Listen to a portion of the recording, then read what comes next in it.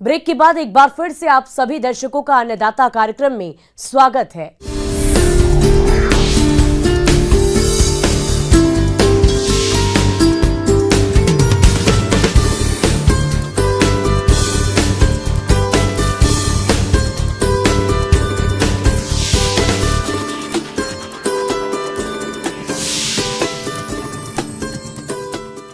आज खेती में बढ़ती लागत और गुणवत्ता युक्त अधिक उपज लेने के लिए किसानों का रुझान प्राकृतिक खेती की तरफ बढ़ रहा है और बढ़े भी क्यों नहीं, क्योंकि प्राकृतिक खेती से कम खर्च में गुणवत्ता युक्त उपज मिलती है और सरकार भी प्राकृतिक खेती करने पर काफी जोर दे रही है।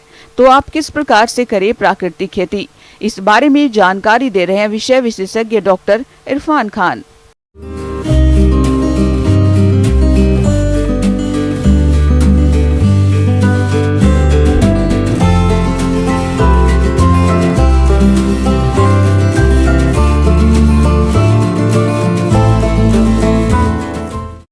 नमस्कार किसान भाइयों, खेती का स्वरूप बदलने के साथ साथ आजकल किसान रासायनिक खेती के बजाय बिना रसायन वाली खेती है उसकी तरफ उनका आकर्षण है वो बढ़ रहा है। प्राकृतिक खेती भी एक ऐसी खेती है जिसमें रसायनों का प्रयोग है वो नहीं किया जाता। किसान भाइयों, प्राकृतिक खेती करने से भूमि की उपजाऊ क्षमता बढ़ती है, सिंचाई अंतराल में वृद्धि होती है, कृषि में लागत कम आती है और किसानों को गुणवत्ता युक्त उपज मिलती है, जिसकी बाजार में अधिक डिमांड रहने से किसानों को अपनी उपज का अधिक बाजार भाव भी मिलता है। परिवेश बदलने के साथ साथ खेती में आदान है, उनकी लागत बढ़ती जा रही है। प्राकृतिक खेती एक ऐसी खेती है जिसमें आदानों पे खर्चा है वो किसानों को ज़्यादा नहीं करना पड़ता। उनके खेत में या फार्म पे जो उपलब्ध संसाधन है उन्हीं का ज़्यादा से ज़्यादा प्रयोग करके है वो प्राकृतिक खेती है वो की जाती है। प्राकृतिक खेती पूरी तरह से प्राकृतिक संसाधनों पर आधारित होती है, जिसमें प्रकृति और पर्यावरण को संतुलित रखते हुए खेती की जाती है। इसमें रासायनिक खाद और कीटनाशकों का प्रयोग न करते हुए रसायन मुक्त फल सब्जियां तैयार की जाती है। तो आप कैसे करें प्राकृतिक खेती, आइए जानते हैं। प्राकृतिक खेती है वो 4 सिद्धांतों पे या 4 जो उसके स्तंभ है उस पे टिकी हुई है। पहला उसका स्तंभ है जीवामृत, दूसरा स्तंभ है बीजामृत, तीसरा स्तंभ है मल्चिंग, चौथा स्तंभ है वापसा। जैसे कि जीवामृत, जैसे कि इसके नाम से प्रतीक होता है, जीवामृत जीवों के लिए अमृत है।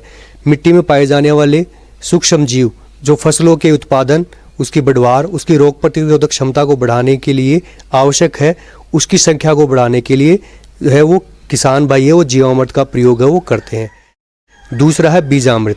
बीजामृत बीजों के शोधन के लिए यानी बीजों के उपचार के लिए। रासायनिक खेती में जैसे अलग अलग रसायनों का प्रयोग बीजों के शोधन या उपचार के लिए किया जाता है, वैसे ही बीजामृत का प्रयोग है वो बीजों के ट्रीटमेंट या शोधन या उपचार के लिए किया जाता है। बीजामृत को बड़ी आसानी से है वो किसान भाई अपने फार्म पे, अपने खेत पे वो बना सकते हैं। अगर आप 100 किलो बीज उपचार करना है तो 2 किलो गाय का गोबर, 2 लीटर गोमूत्र और 50 ग्राम है वो चूना और लगभग 100 ग्राम के आसपास मिट्टी। सर्वप्रथम जो गोबर है उसको सूती कपड़े में बांध के कोई घड़े में पानी में भर के उसको लटका दे ताकि गोबर का सारा अर्क है वो पानी के अंदर आ जाए। इसी के साथ एक अन्य पात्र में जो चूना है उसको रात भर 1 लीटर पानी में भिगो दें। अगले दिन उस सूती कपड़े को निचोड़ के सारा अर्क पानी में डाल लें और साथ में जो भिगा हुआ चूना है उसको भी उसके अंदर है वो डाल दें। साथ ही जो गोमूत्र है 2 लीटर गोमूत्र और लगभग 50 से 100 ग्राम के आसपास बड़ के पेड़ की मिट्टी है वो डाल दें। सभी सामग्री को एक साथ है वो मिक्स कर ले और लगभग 10 से 15 घंटे के लिए किण्वित होने के लिए रख दें। फिर जो ये घोल तैयार हुआ है वो 100 किलो बीजों के उपचार या शोधन के लिए है वो पर्याप्त है। तीसरा जो कंपोनेंट है मल्चिंग, मल्चिंग या आच्छादन। आच्छादन है वो प्लास्टिक आच्छादन है वो भी किया जा सकता है। आच्छादन के फायदे हैं, खरपतवार नहीं होगी, जो वाष्प है या जो पानी है उसका संरक्षण होगा, ज़्यादा पानी की आवश्यकता नहीं होगी।